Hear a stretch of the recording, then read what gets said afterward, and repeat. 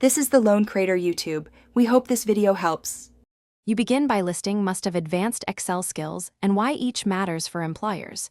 You focus on Power Query, VBA, pivot tables, and DAX because they save hours and reduce errors. Once done, assemble 3 concrete work samples, a dashboard, an automated macro, and a clean dataset with before/after.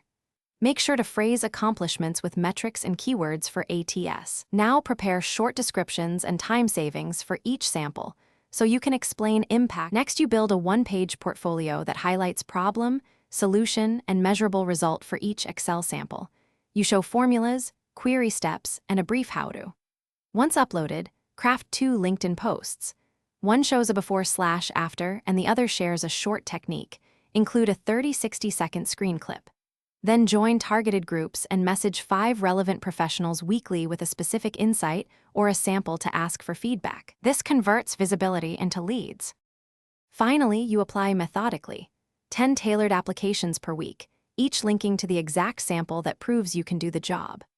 Practice 5 scenario answers that walk interviewers through problem, Excel solution, and quantifiable impact, and rehearse a live demo to share your screen confidently.